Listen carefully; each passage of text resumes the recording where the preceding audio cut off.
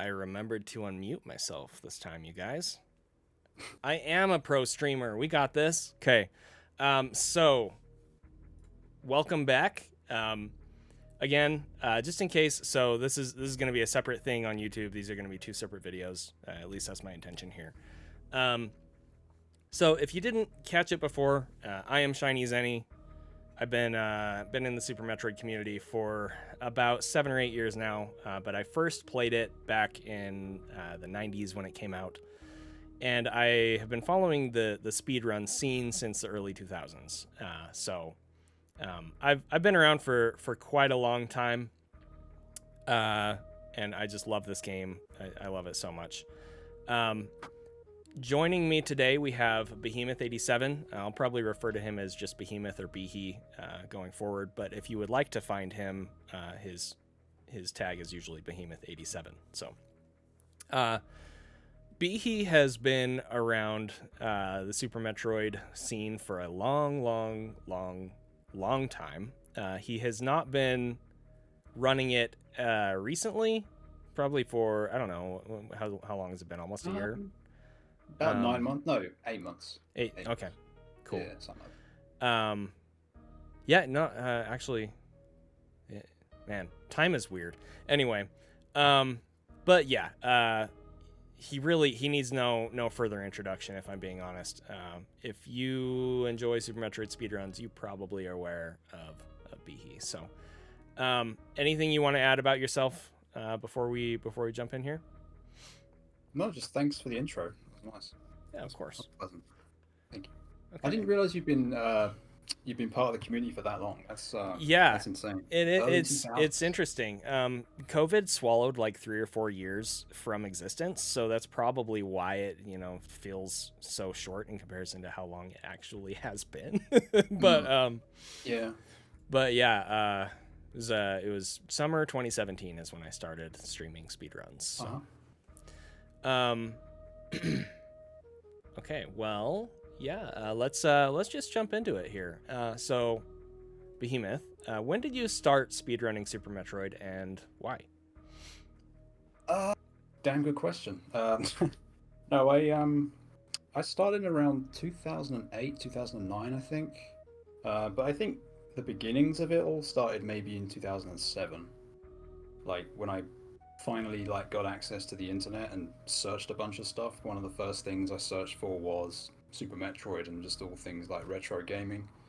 And I came across GameFAQs, looked up a bunch of stuff, and I was like dumbfounded how much stuff there was for the game.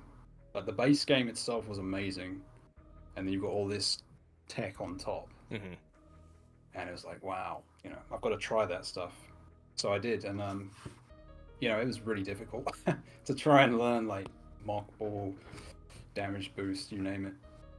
And then of course I found YouTube, and I was aware of all these things like YouTube and that before, but when I finally found a speed run, I think it was Smokey's run, the 38-minute run on YouTube, which had like 1 million views. 38 in game time, right? Yeah, that was, I don't know where that is actually now, but yeah, I just tried to play, and I think I actually started on my PAL SNES, and for some reason, stupid reason, I put it away. It back in the garage. But yeah, those were humble beginnings. And you started on PAL, right? The European version of the game. Mm-hmm. Yeah. When did you first play Super Metroid? Do you remember that? Anything you want to share about that? So we got the game. So I think the UK. It was released in the UK after the US and obviously Japan. Like maybe even, it was definitely 94, but I think we really just played it in 95. And it was my brother who played it mostly for like a whole year, and I just watched. And then once he beat it, I was able to sort of play it, and I really enjoyed the game, like the atmosphere, the sound design and everything. It just really captivated my imagination. I used to play it like once a year, but I was never like playing it all the time. Why are we like the same person, B? I don't understand. There's something about it, right? That's it's synchronicity, yeah. That's so but yeah, funny. I love the game, and then then like speedrunning came along, and I just played it like ridiculous amount. Of course. It was a little after you though. I think it sounds like you've been like involved in a little way. Yeah, I since mean, the early so 2000s. yeah, I played it as a kid, and as a kid, I realized that you could sequence break with like bomb jumps and stuff, right? And I really just loved that. Like I can't truly express how cool I thought it was that the game gave you the tools to do things out of order if you were just good enough to do it, right? Like if you can get good at wall jumps, you can go straight to speed booster from Bubble Mountain. Like you don't have to go down and around. Like that's so cool, right? Like yeah. So that was kind of like what really sucked me into the game as a kid. And then I think it was like 2004, probably 2003, 2004. I stumbled across Speed Demos Archive, and I saw Super Metroid and I saw Metroid Prime speedruns, and they both just blew my mind. And for Super Metroid specifically, I started just kind of casually trying to do speedrun tech or like full speedruns, but they weren't like timed or anything. Nice. And yeah, I mean, I can just echo what you say, what you said. Learning that tech back in those days, especially with like very minimal instruction, if any at all, it was so hard. Like I remember trying to do a mock ball, and it wasn't working. Everyone's favorite. And it wasn't working, and I was like, this is impossible. And then finally, like at some point, I realized, oh, you need to hold jump. Like that wasn't clearly defined back then, right? It was just like you just run and you jump into the room, and then you just morph at the right time and you go. Like easy. It's literally like riding a bike. Once you know how to do it, you'll never not know how to do it. Yeah. It clicks. It's a clicking thing. But yeah, definitely. So yeah, I mean, I guess I was like involved in the speed running stuff a little before you, but you were certainly playing in a visible way long before me. So just kind of a cool switch there. There was something else I was going to touch on, but I don't remember what that was. So, oh, your brother. So your brother played it first. Yeah. And then you played it after he was quote unquote done with it. Yeah. It's about right. Yeah. Do you ever like, are you still in touch with him? Do you guys ever talk about Super Metroid? Oh yeah. Like, he's still very much a video gamer, you know. But he likes Metroid, but he's not like us, you know, big fans, speed running or anything. He does competitive stuff with other games like high scores and stuff like that. Oh, cool. But not so much the speed running thing. So what does he think about your Super Metroid status? Yeah, he's proud of it. Yeah, that's cool. Yeah, he's proud of it. That's super cool.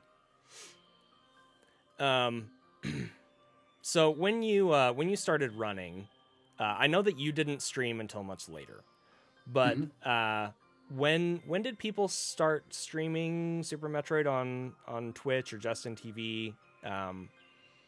Did you watch other speedruns? Did you watch Super Metroid speedruns? Did you just kind of stay out of that scene for a while, like the streaming scene? I was watching the YouTube runs from, you know, like 2008 all the way up to like 2011. I think was when streaming started. Was 11, 12. That sounds about right. TV, Twitch. Yeah, I heard about its existence, but I'm very slow to catch on with things like that. And yeah, I didn't really know. There's a whole new community of players coming along at that time that I was like unaware of. But yeah, I didn't really catch on and start streaming until 2016. Much like yourself actually. But yeah, no, I didn't watch streams until probably 2014, maybe 13. Okay, so around the time that Zoast kind of started doing his own thing. Maybe it was early 2012, 13. Yeah.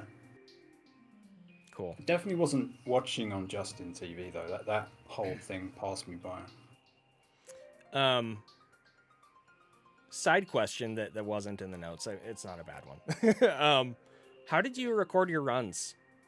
Did you record your runs like way Yeah. back in the day? Like, Yeah, I had an old DVD recorder, but it was terrible. Like it almost never recorded. Cost me a lot of money as well. yeah, But it just, DVDs were expensive, man. I remember that. Yeah. Yeah, like £170. But yeah, like I would play it back and it would just be all choppy and just like, oh no. It was like a gamble. It's like RNG whether it would actually record the whole thing. Yeah. It's terrible. There's a question in chat that kind of reminded me of that. So there's a misconception that your first PRKD run was on a VHS. It was Nope. a DVD, right? It was a DVD-R. Yeah. Yeah. Yeah, it was. Yeah, I was still using the DVD player even then. Yeah. I guess I should I should clarify this. So the reason we're doing this is because tomorrow is the 10th anniversary of Behemoth's legendary PRKD run going live. Is that correct? Actually, or is it the anniversary of the run happening? I haven't checked the date. I knew that it's been 10 years, but not the date. So I was going by what you said. Okay. For tomorrow. Yeah. It could be tomorrow. So the wiki lists it as tomorrow. Okay. So that's what I'm going off of. So if that's wrong, then somebody made the wiki wrong. So probably close enough anyway. But yeah, 10 years. I mean, that's a long time. So we just wanted to kind of celebrate this, and I just wanted to have a chat with my good friend Behe here, and so that's why we're doing this. Sorry, I should have clarified that before, but so it's taken okay. a long time. It's a long time. When you started speedrunning Super Metroid, you were on the PAL version. Yep. How many main categories were there, and was PAL distinct from NTSC at that point, or was it not? So, I think there was just the main categories: Any, 100, Low, and RBO. But I could be wrong on that. It could have been some others. For some reason, a bit like drawing a blank on that one. But those four definitely existed. What was the other part of the question? Sorry, reverse boss order did exist when you started. I'm pretty sure. Yeah, it's ancient. Yeah. I remember that it was it had been tasked at that time. I wasn't aware that it was actually like being pursued as a challenge run at that time. That's really cool. I didn't know that. I don't know Tesla, Saturn or something. I think it was Saturn. Yeah. Yeah. Legendary. The other question was, were PAL and NTSC distinct? Oh when yeah. You started. Yeah, they were very much distinct. Right from the get-go, really. I remember when I first started speedrunning, I didn't know there was a difference. I didn't even know there was a region difference. So I was just playing the game, and I was getting good at it. Mm-hmm. But I was like, my times aren't quite matching up here. Like, my performances seem comparable to, like, Pot of Ruby's run. Yeah. Like, getting there. But, like, I'm way, way, way behind in the minutes on the game time. So I was, like, a bit confused by that. But then I, stuck around on the forums and they told me that there was regions and, there's going to be some differences. Gotcha. Yeah. So funny wrinkle here that I didn't even realize would probably come up when we were talking about this. When I sort of re-entered the Super Metroid speedrunning scene after I, stepped away for a few years, not as a visible part of the community, just kind of like watching runs and keeping tabs on advancements and stuff. This was around 2013, I think. And I went back to what I knew to be, the definitive resource for the best runs, which was obviously Speed Demos Archive. I mean, what else would it be, right? So like, but I remember pulling up the SDA page for Super Metroid and just clicking on the first world record link that I saw. and it A was huge one of list. it was A one of huge your list. one of your PAL runs, and I didn't realize that that was different.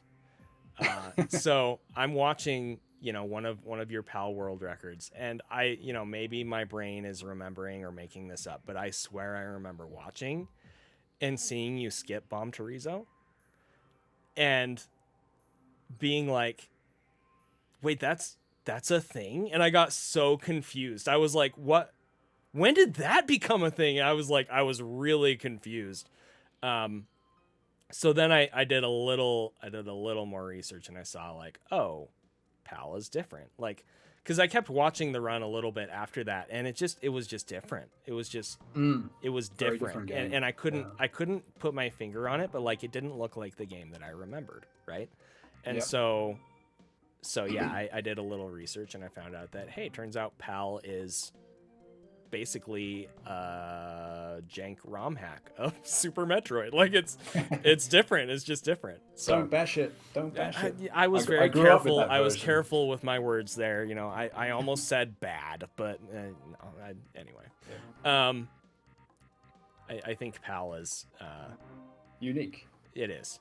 It's unique, and every time I try and get into it, I hate it. But that's a me problem. That's not a PAL problem. So.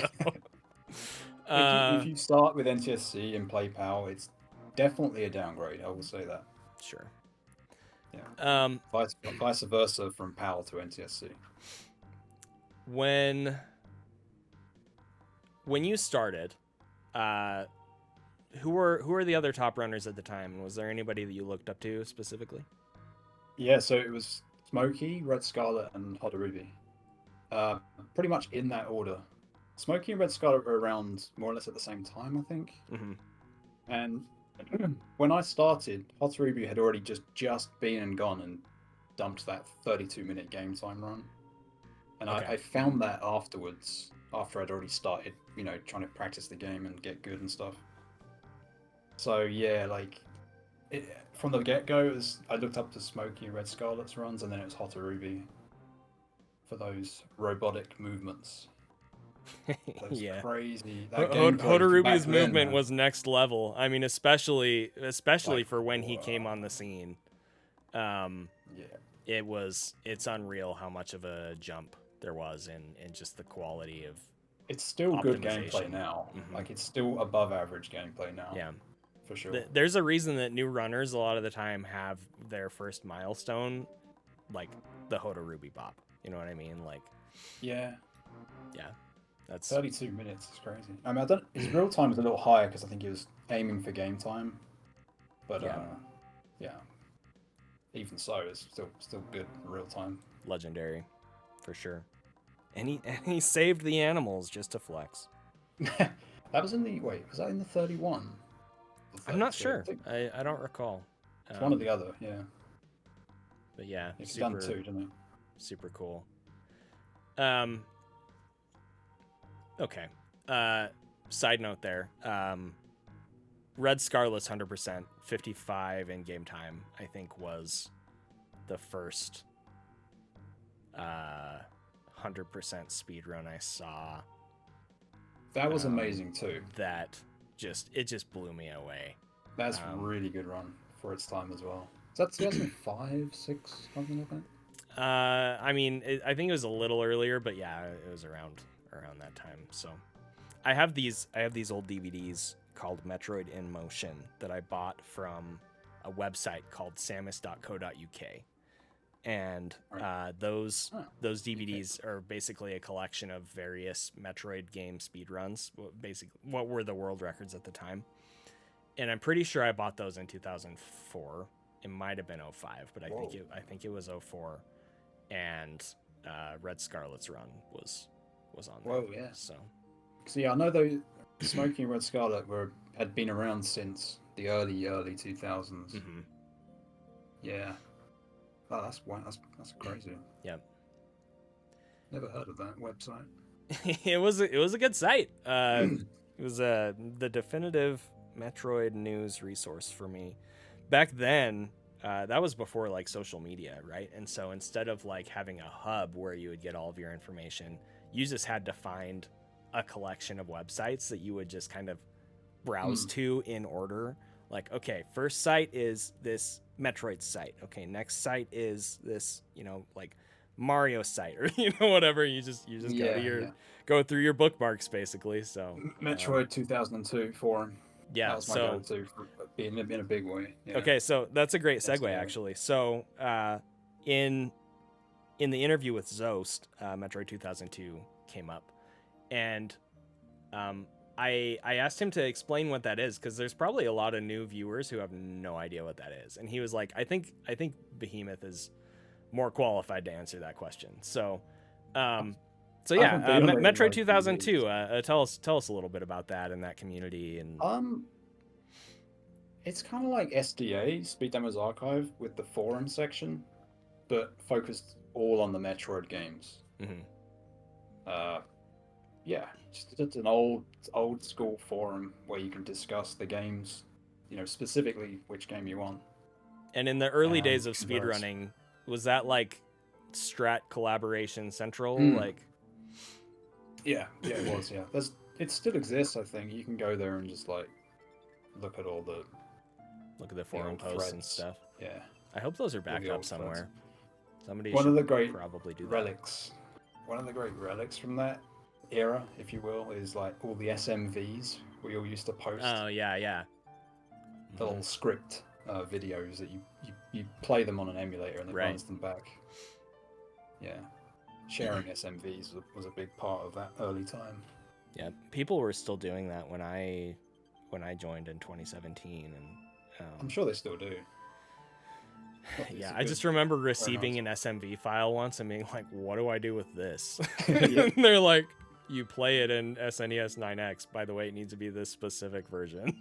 The beauty of it is they're such small files, Yeah. They're like tiny. Pretty cool. All right. Moving on down the list here. So for a long period of time when you were doing runs, you did them offline. Nobody knew what you looked like. Was this an intentional decision to stay out of the spotlight, or did things just sort of work out that way? The latter. Okay. Yeah, things just worked out that way. Like I said earlier, I didn't really catch on with new things so quick. I'm still like that now, really. So with the streaming thing, I didn't catch on for a few years. And I just kept doing what was comfy and being an offline runner. Yeah. Since 2008, 9, all the way to 2015, 16. Yeah. So, was your face reveal at GDQ, or was it before that? I think it was. Yeah, I think it was that. So but I didn't see it. I didn't see it as such. It was just like there was this like mystique that of me not knowing who I was. The mysterious Behemoth. Yeah, but I didn't want it. It wasn't like that for me. I just do offline runs. Yeah. I remember seeing this old graphic that somebody put together that had a list of runners. I don't know if they were like being featured in some marathon or something, but like there was a list of different runners, and all of them, they had their screen name, and then next to their screen name there was a face photo, right? And yours was just like this black silhouette with a question mark or something like that, because nobody knew what you looked like. So that guy? It's just like, so yeah, pretty funny. I was like, there was like two cat. It was me and Zoast and. I don't remember who else was on the list. Like all these profile pictures. I think mine was. I don't know. Maybe it's something else. Yeah. Speaking of GDQ, sorry, I know we're deviating a little bit from my list of questions here, but showing up to GDQ and meeting the other runners, was there kind of a culture shock for you, coming over from the UK, or? A little bit. That was actually my first time in America. So, there's getting used to that. Yeah. But I felt kind of pretty much at home being with everybody because of what we were doing. Right. In the hotel in Minnesota. It was fun. Yeah, I can definitely relate to that. My first time at GDQ, 2019, I was only there for 2 days. I showed up Friday, and I basically lived in the practice room until I went on stage for my run. I know that one, yeah. So like I did that the second time I went. I just lived in the practice room. yeah, so you know, I certainly missed out on a lot of the socializing and stuff that can happen at those events because of that. I still met some really awesome people for that. People that will likely end up being lifelong friends if I'm being completely honest. But I remember walking into the public practice room at AGDQ 2019 and literally having this like surreal feeling of like, okay, wait a second, like these are literally my people, right? Like there were just like rows and rows and rows of CRTs. Like you walk in the Yeah. room and it's just like this blast of the CRT wine like washes over you, and it's not like that anymore, unfortunately. But like retro gaming heaven. Just it before your was very eyes. it was a really really cool experience, and I'm very introverted as a person, which is funny because I do this streaming thing and I've been to GDQ a few times on stage and all that stuff. But the reason, I guess, that I continue to put myself out there in the Super Metroid community and going to things like GDQ and whatever is because even as an introverted person, like I feel so comfortable with the Super Metroid community and with people at GDQ and stuff like that. It's like the only thing inside of me that is extroverted has a chance to kind of like flex itself in those situations, right? And so Right. so yeah, I can relate to that. Like you're in America for the first time and that's an uncomfortable situation, but you get settled and established at GDQ with, you know, friends more or less in the community, and you just feel at home, and that's cool to me. So thank you for sharing that. So It's a place full of like-minded people. yeah, That's what it's all about. Okay, so back to the Super Metroid talk here. So when you were first running Super Metroid, do you recall when you first started feeling like you wanted to pursue a world record in the game? And if so, do you remember which category it was? Yeah, so it would have been the PAL version, which admittedly is like a low-hanging fruit at the time. I don't think many runs even existed for it. Mm-hmm. So it was really just to get world record in PAL. But I wanted to get a time because I'd already established what a comparable time to what Harubi did in NTSC would be in PAL. So I was going after it. Like my very first goal was a 34 game time in PAL. That's what I considered to be comparable. So that was the first one. That was any percent, right? Yeah, any percent. Any percent PAL. Did you world record prior to that run? Well, the thing is, I don't know what the other PAL record was. Mm-hmm. Okay. I can't remember. So maybe not. It might have been Master 88, Metroid Master 88. I remember him saying he had done runs on PAL. Maybe had like a 40 or something in that region. So it's fairly likely that you already had record, but you didn't really consider that the run that you wanted as far as world record, because you were looking for something, like you said, comparable to Hotarubi's time, right, but on the PAL version. Okay. By that point, I'd already realized that NTSC was a thing and PAL was a thing, and everyone was running NTSC, but I still wanted to pursue PAL, just because I'm from the UK and that, and it was, it's what I grew up with. Right. Yeah. Give it some rep, and it was fun working through the 30s. Mm-hmm. On game time for that. When did you switch to NTSC? Did you do KPDR on NTSC initially? Yeah. When was that? That switch would have been 2012, I think. Because I'd already done PAL, any percent, 100, and even low percent. Then I got those out of the way and did NTSC in around 2012. And that was KPDR, yeah. What did the low percent PAL run look like back then? That was a 48 game time. I can't remember what it looked like though. Probably terrible. Yeah, it was alright. Well, actually, with the bosses, they don't move as fast in PAL, so possibly that it's easier. Ridley, especially, pogo's like really high in PAL, I remember. High and maybe slow. High and slow, or just slow? High. The Metroid skip, I don't know if I did it in low percent, but just to extend on that, moves really slowly. Like, Metroid moves so slowly. It's really easy. That's why I think there was the first Metroid skip was on PAL. I could be wrong, but it's much easier on PAL. Yeah. Cool. So so you ran KPDR for a little while. Yeah. And then you started learning PRKD New Route. There were obviously a lot of very difficult things in that run that were previously thought to be either impossible or not viable for humans in an RTA setting. If you recall, what was the thought process solving problems like that would come up? Well, I think there was a few attempts in the past to try and crack PRKD, but like kind of half-baked attempts.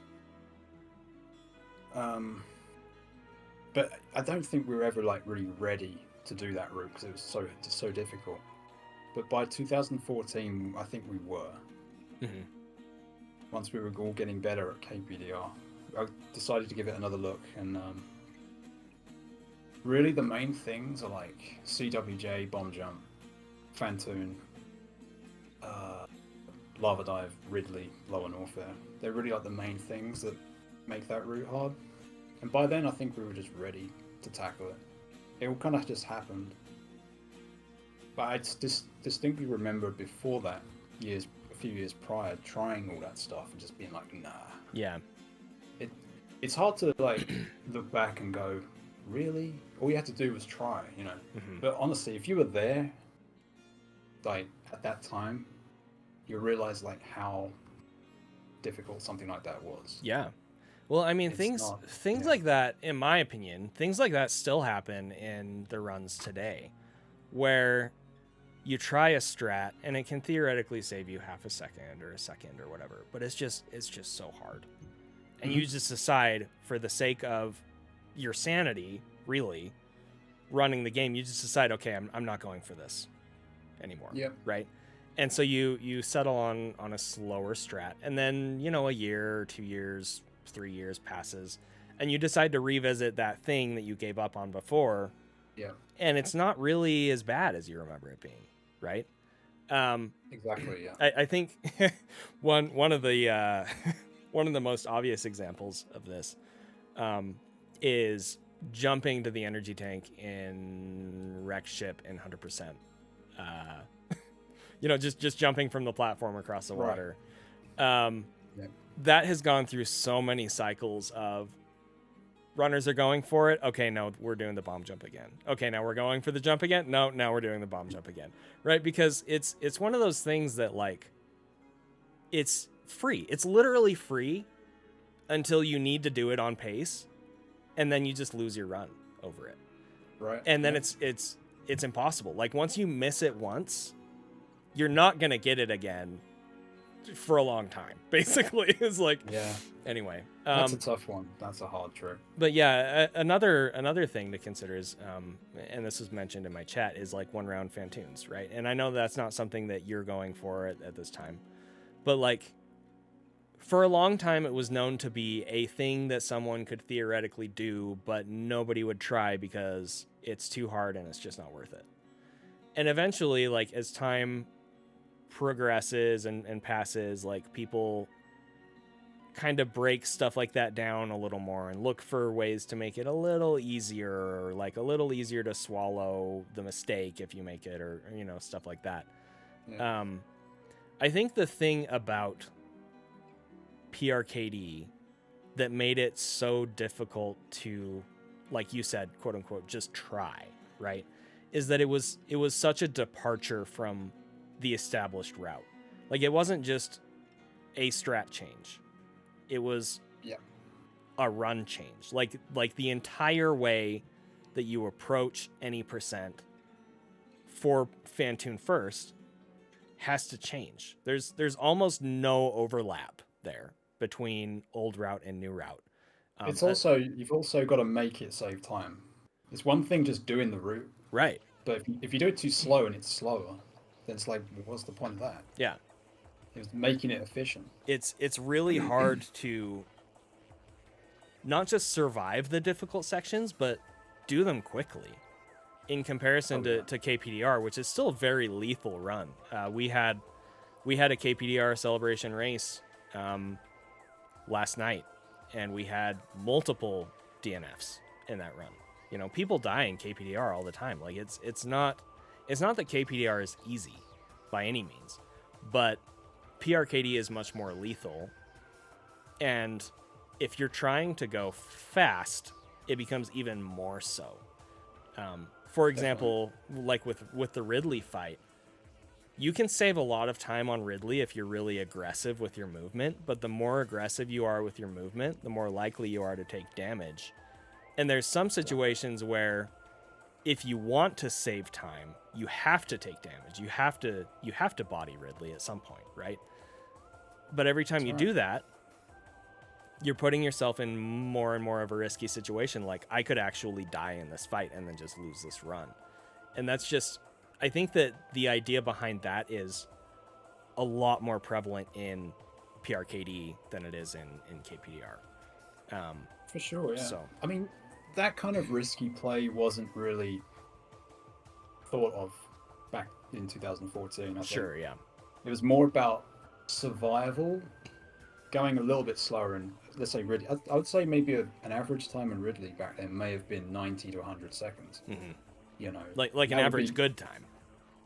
Yeah, that would have been considered a good Ridley. Right. I have no idea, but that's just how I envision it, looking back.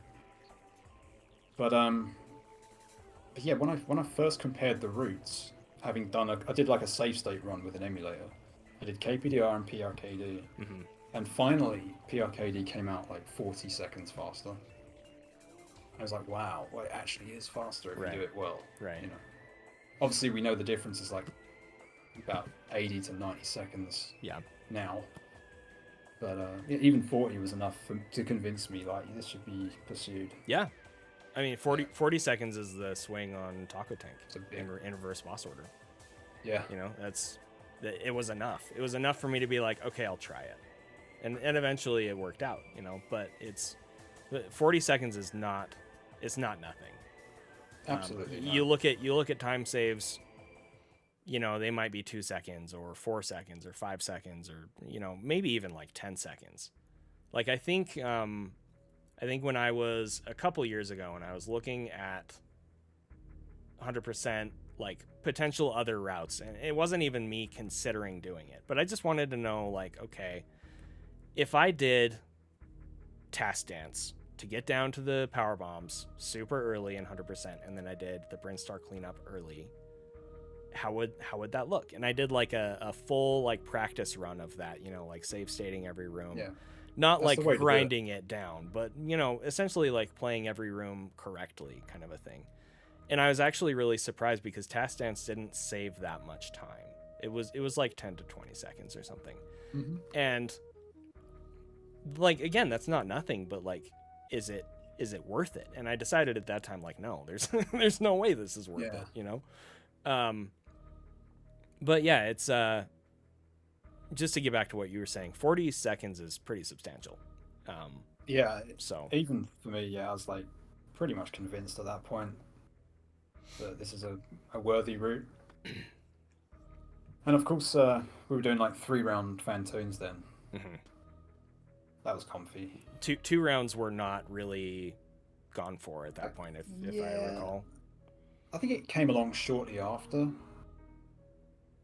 I don't know how long after, but yeah, it was definitely 3 rounds to start I'm guessing they were done in KPDR with the X Factors, but if the goal was to kill Fantoon with Dopplers, I'm guessing 3-round was like the standard for, probably not for too long, like you're saying, but for a while.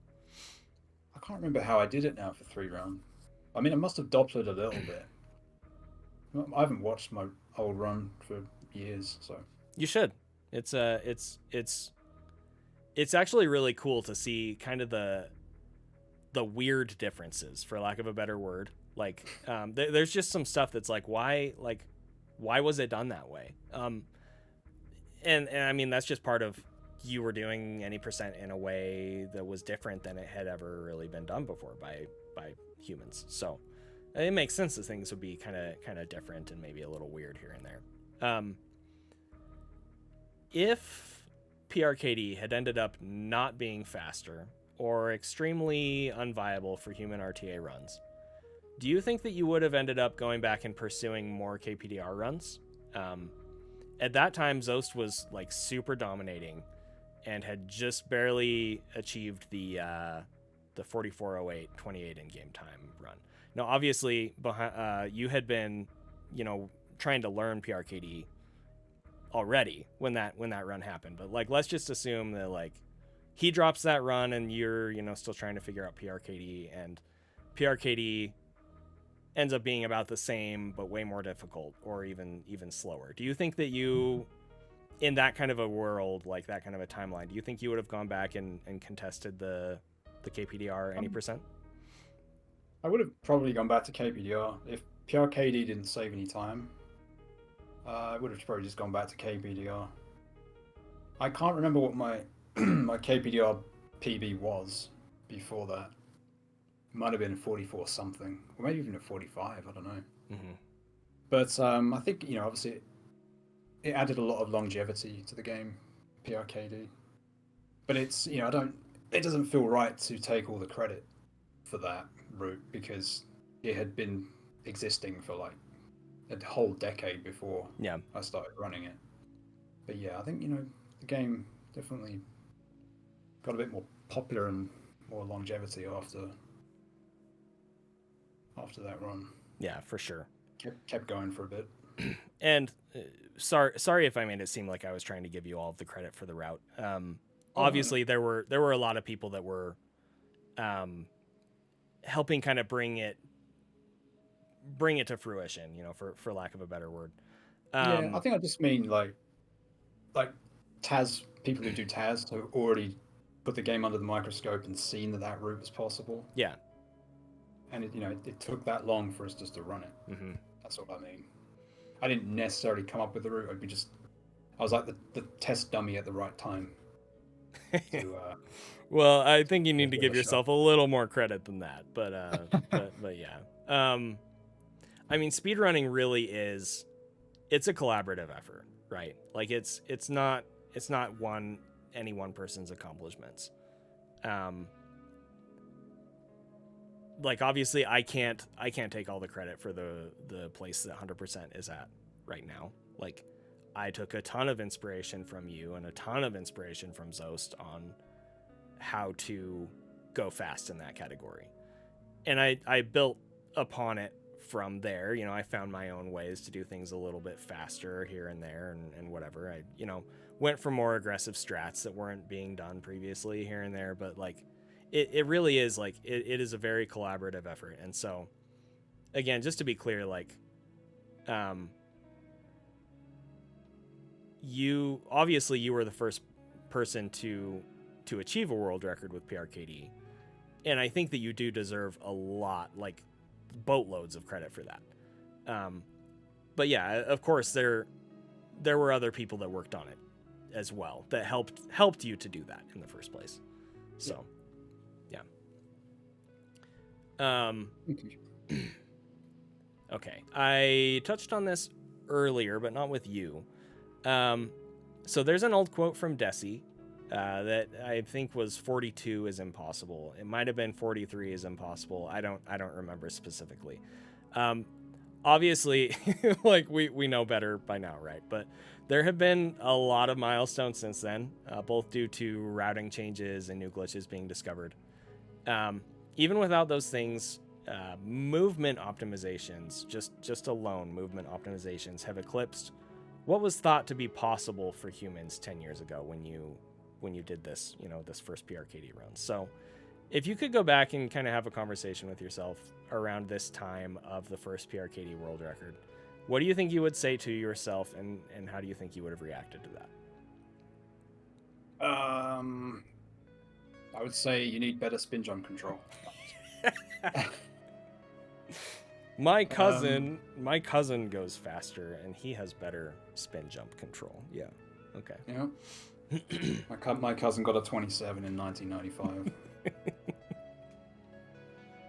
But no, the whole limit thing. Oh, this is impossible. Like we were all guilty of that. Sure. Yeah. Yeah. I think we've all collectively learned not to do that anymore because we all just get egg on our face. Us old timers, I think. Yeah, but it's like it's probably not gonna happen, but don't rule it out. Yeah, you know? Sure. Yeah. Yeah, I'd probably also like say, try not to get too addicted to the pursuit of a better PB.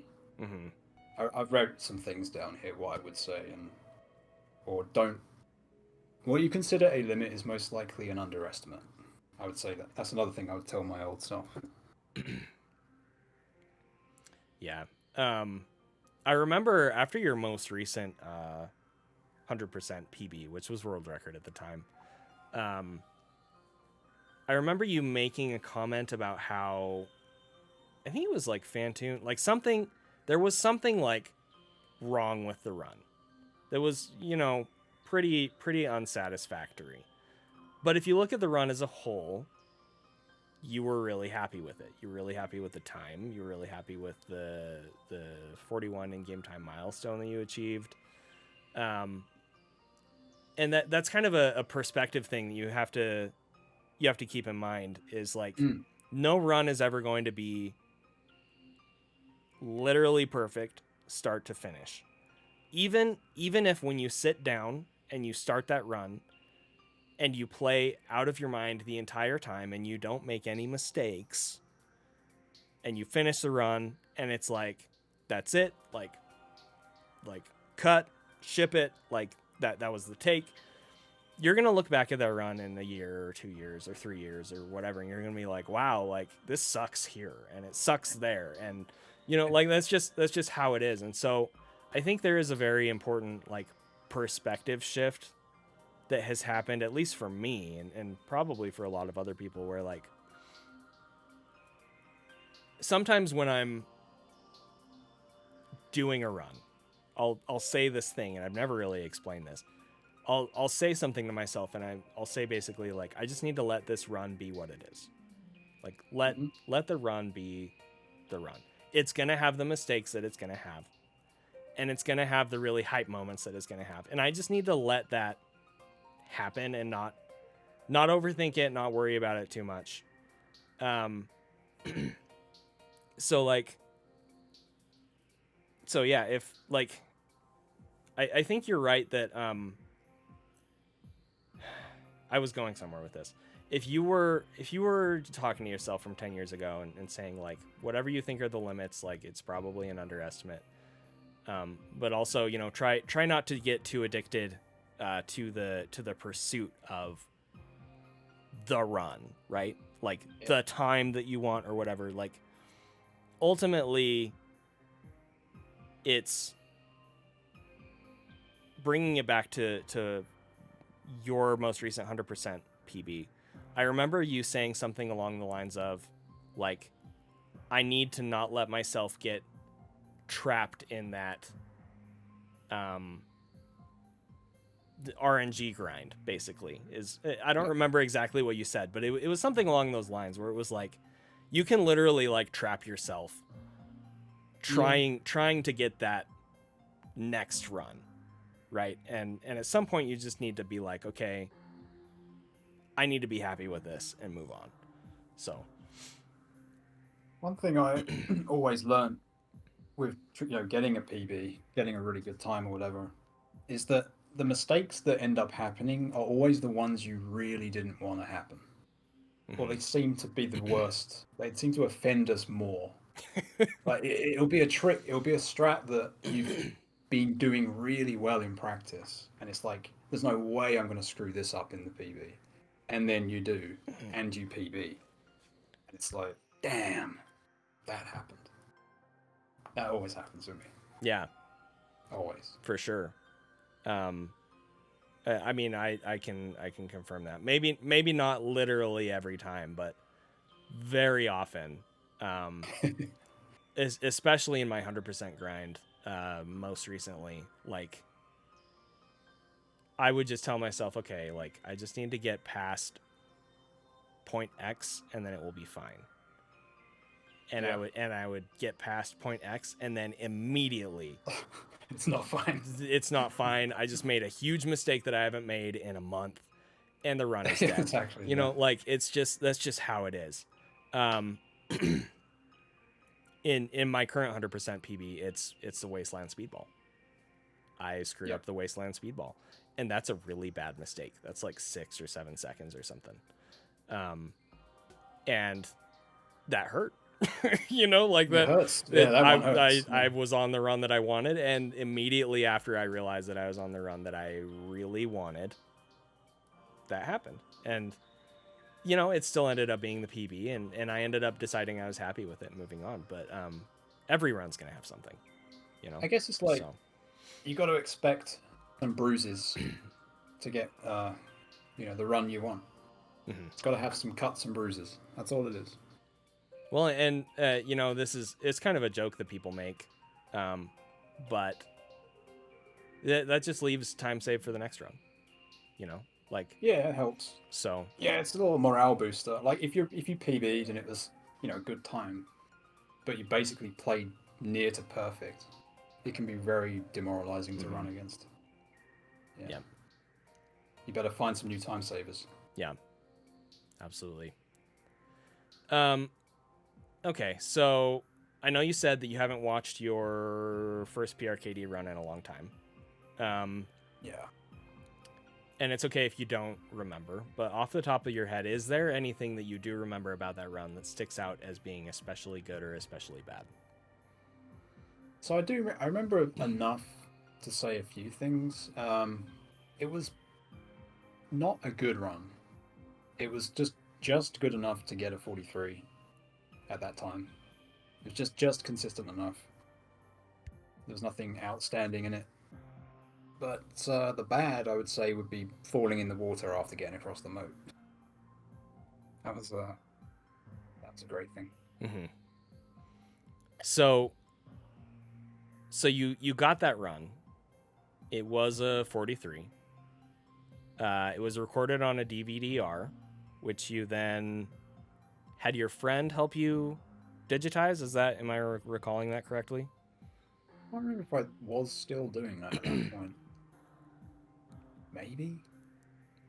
And then it got uploaded to YouTube. Yeah. And it was definitively like the record at that point.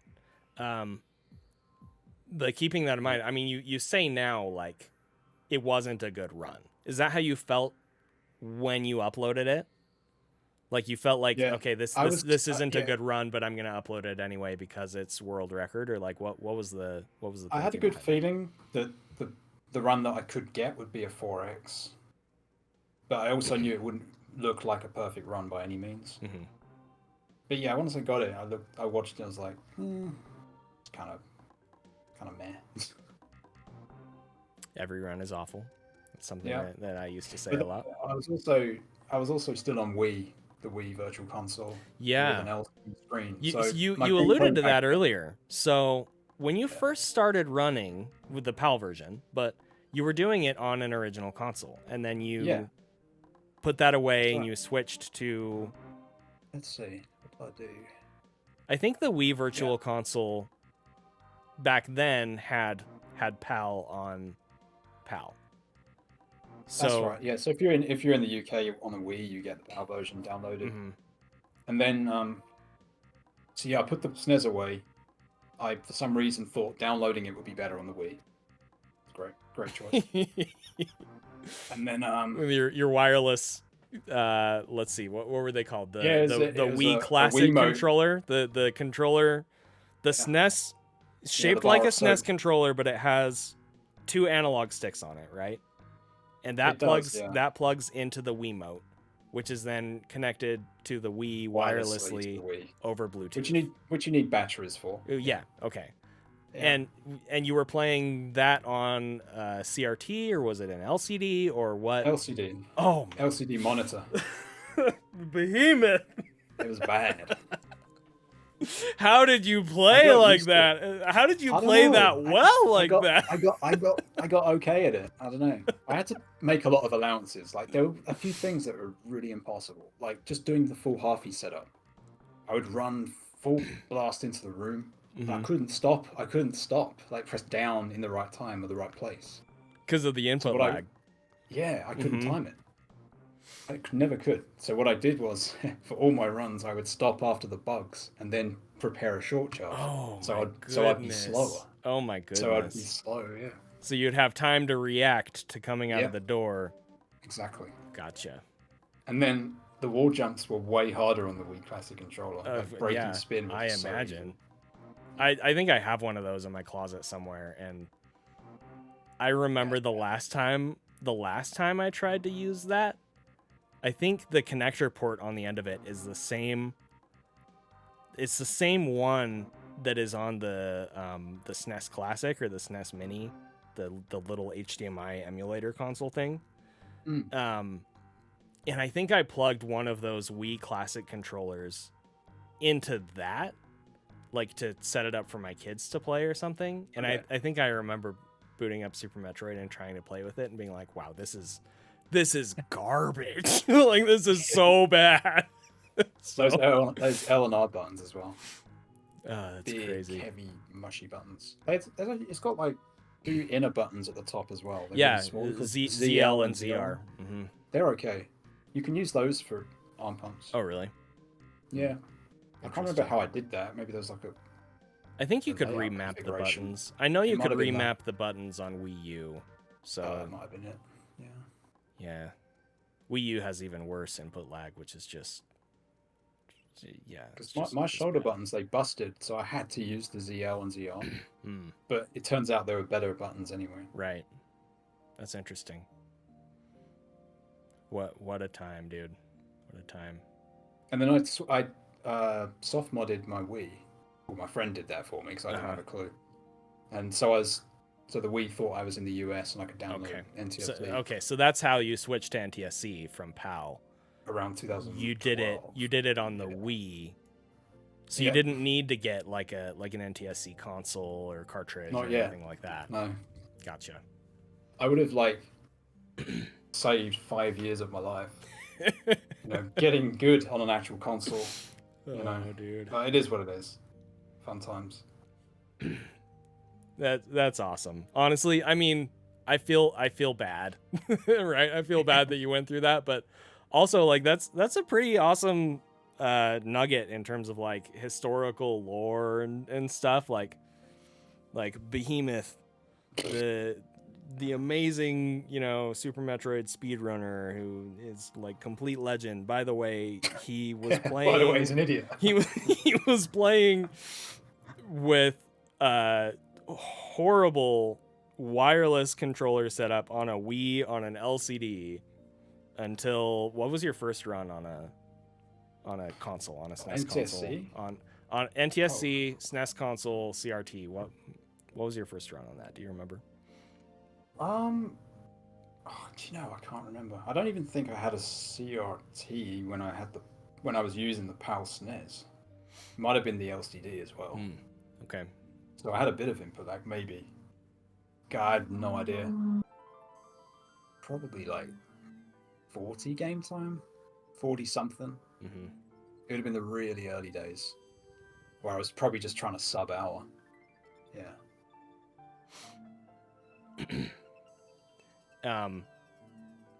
And then so after your time spent on the Wii and you're doing PRKD that way for a while, when did you get an NTSC console?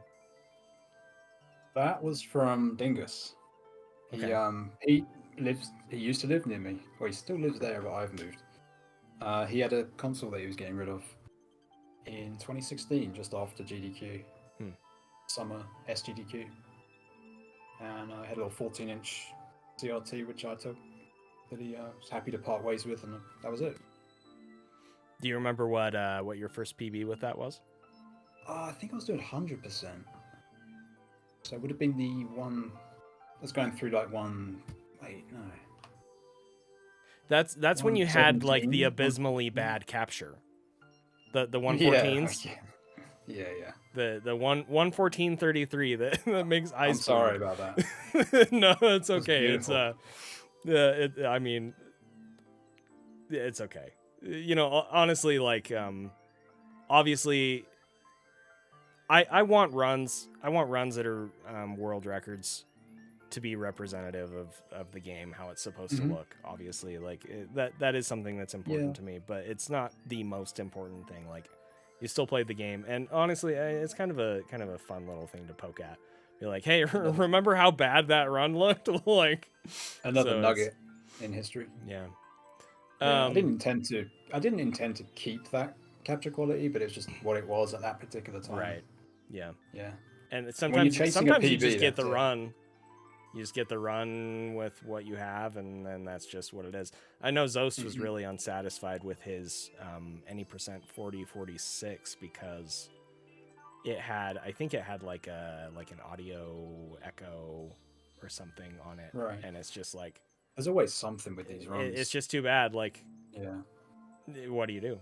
you can't. Like, I have problems with my Turok 2 runs. Like, I'm trying to get the best capture possible, but my PC's probably not quite powerful to stream and record at the same time at with high settings. So I'm having to make compromises in the settings. But the playback, there's always something that I could probably improve. Yeah, there's always going to be something. So, hey, what, cat? You're the one sitting on my lap, okay? Gosh. Okay. Just a couple last questions here. So, if you were forced to choose a favorite category, what would it be? So, this is probably going to be really ironic, but KPDR Any percent. I've got like a soft spot for that. That's awesome, actually. I love that answer, especially in the context of why we're doing this interview. Like, that's super cool. Right. Because I also in 2023 I attacked the game really hard. You know, I did GT Classic, KPDR Any percent, and 100%. So all three of those runs I'm like really proud of because throughout time you just get better at the game, right? Yeah. Even if you're not playing, strangely enough. Like you can come back after like it's like you mature. Playing. It's like maturity and the gameplay just kind of go up at the same time. But yeah, like I'm mostly proud of those because they're like a better representation of my skill level as of now, kind of thing. Okay. Yeah, I remember watching that KPDR grind. I still want to see a 41. I think it'll happen eventually. Yeah, that's a good one. Who or when? No idea. I don't have any plans of doing it myself. It's gonna be. I think it's gonna be a one-rounder player. That's gonna help. It will. I think it'll be. I think it'll be somebody who goes for 1 rounds and also probably somebody who decides to play it risky and skip the moat missiles, do 15-10. Because those it's a bit easier in KPDR anyway because Torian's not as bad. Like you get to Torian quite often with like 8 supers. You usually have more supers. And the other thing is the extra missiles don't help you in KPDR nearly as much as they potentially can in PRKD with things like Ridley and Mother Brain. Like it's a straight time loss, basically. That's what I'm trying to say. Is there's no question that in KPDR skipping those missiles is faster. Like there's the only potential time save would be being able to 1-round Fantoon on screen instead of off screen, and that is a 3-second difference. So you're still like that's all it is. Worst case scenario, you're still saving almost 4 seconds skipping the fanfare. So it's gonna happen. And it's not just that. Like there's other mistakes in my run too. Like it's not the gameplay was really strong in some areas and just not quite as strong in other segments. Like the first half, I think is just generally just kind of okay, average. Yeah, decent. It is a very, very strong run though. It's good. Yeah, I mentioned to Zoast when I was talking to him earlier. He in his KPDR PB, he kind of flubbed the movement going to Turian after Ridley. He like fell in the tube room going up Meridia or something like that. Oh, I remember that. Yeah, it was a pretty bad time loss. I was just telling him how I remember when I was grinding KPDR, just being so frustrated that he had lost that much time, and I couldn't even. It's not that I couldn't even perform well enough to keep up with him. I couldn't even imagine performing well enough to keep up with his PB. That run is really good. Like his 42.28 was excellent. Yeah, like that was hard to beat, and I only PB'd a couple of times beyond that. Right. I remember you kind of deciding like I want to try a little longer, and I think you even put like a deadline on yourself, maybe. But you did. You ended up. It's a 19. Is it a 19? 42, 19. 42, 14. 14. 14. Even lower than I thought. 14. Yeah. So it's close. It's close to 41. Relatively close. Pretty cool. That'd be a sick run. That would be a sick run. Stop trying to make me think about doing it, okay? Because I don't want to. I don't want to. Don't you want that glory more? Okay, my last question. If you were forced to choose a favorite run, either one of your own runs or someone else's, what would it be? And if you want to cheat and name like 2 or 3 of those, you can. I kind of answered that in the last one. But I only really chose my own. So I really like those runs. Okay. In 2020. So that your 2023 grind, your KPDR, GT Classic, and 100%. Yeah, all 3 of those that I did. But your 100% run's pretty damn good. The current one? Yeah, the world record. Oh, thank you. Yeah. I'm happy with that run. We already talked about that. It should be. It has its blemishes, but ultimately, it was good enough for me to be like, I'm happy with this. There was nowhere in my heart and soul that I wanted to try and go for a 111 or something like that. And so I was like, you know what? This is good. This is good. That grind was insane. My grind was one thing, but yours was insane. The thing that's so interesting about that 100% grind, which we both put about a year into, I think.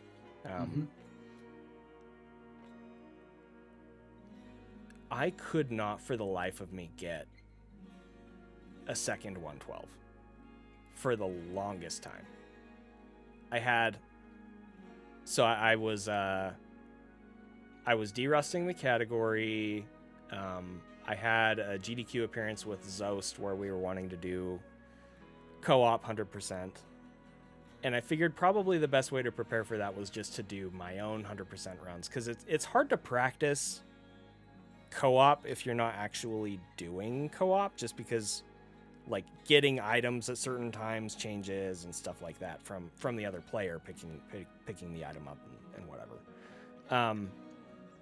And so in preparation for that, I was just kind of doing my own 100% runs, casually, trying to PB, but not grinding super hard. More of just a focus on, okay, I'm trying to prep for GDQ or whatever.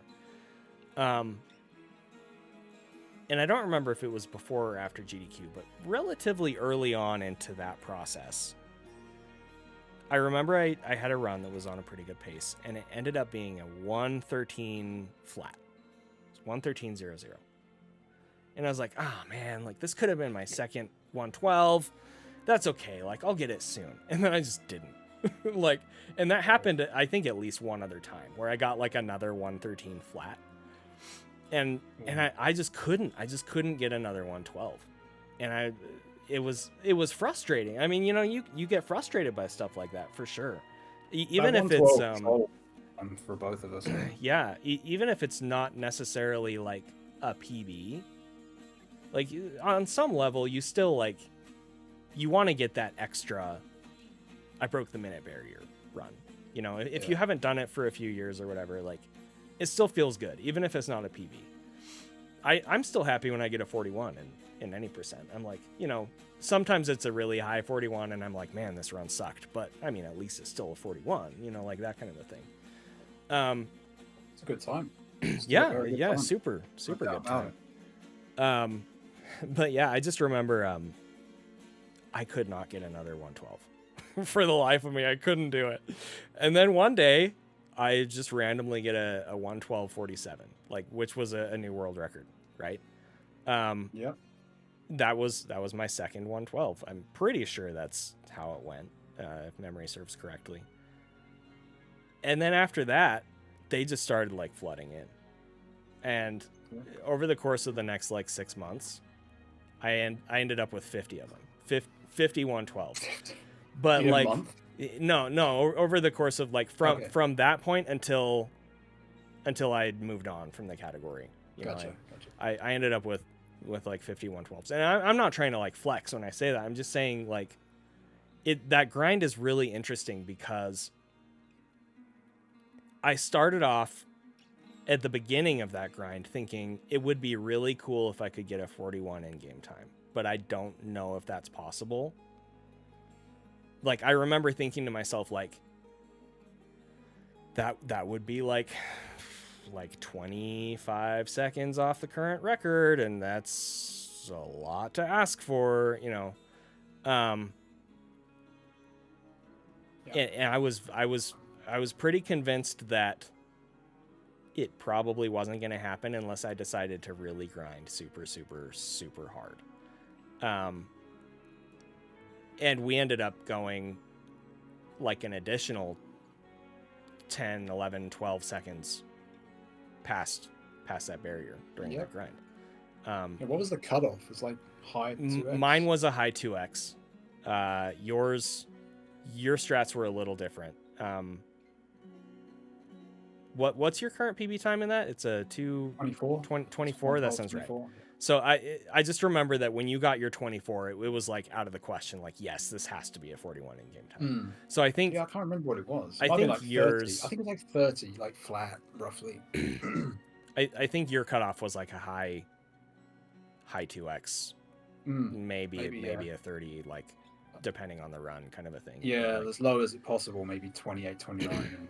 And most runs is probably getting the next minute at 30, 31. Yeah. But yeah, like, it's just crazy to me that like you said, that grind was just really, really interesting because it started off seeming so impossible to even get a second 112, and now we're closer to 111 than 112. But that doesn't make 111 more realistic necessarily. It just makes it seem more realistic, which is that's one of the other traps that you can get to. It's not realistic, but it's realistic. Mm-hmm. Yeah, I know exactly what you mean. Yeah, it goes back to what we said earlier about, you know, we always underestimate what we're capable of, or the limits and stuff. Because a 111 seemed completely impossible even when we had a high 112. Yeah. But when you grind enough, when you get it to within less than 30 seconds, you start seeing it on the horizon. Yeah. It's always interesting to me when I can finally see the path to the goal time. Yeah. Like wow. Like I can actually see the time losses and the time saves that would get me there. It's like, okay, now like this is real now. Like before it was conceptual, before it was like theory and like now if I actually had a run that did this and this and this, I think you had the better chance of actually getting it though, because honestly, like you were doing the 1-rounders, and I just struggled with that. I just didn't bother. But also like some of your segments were just insane. Like you got really good at that. This isn't about me, Behemoth. This is an interview about you. So, but thank you. That's extremely kind of you. I appreciate that. So, like that level of gameplay is nuts. Like that was hard to keep up. I just need to cross my fingers that Drewski never decides to put himself full full into 100% or. Yeah, Drewski's like rubbing his hand like this. Okay, well, cool. This has been a really great conversation, Behe. Thank you for taking the time. A lot of fun. I know it's getting kind of late over there for you, but is there anything else that you want to discuss before we drop off here? No, that's been a lot of fun. Thanks for having me. Cheers. Thank you for agreeing, and seriously, thank you for the great conversation and for the friendship. No problem. We've had some really great conversations over the years, and I do really consider you a friend, and I've never had the opportunity to meet you in person, but maybe hopefully here in the next couple of years. So try my best. See what we can do. Thanks, dude. Cool, man. Thank you. Goodbye. Thanks a lot. Thank you.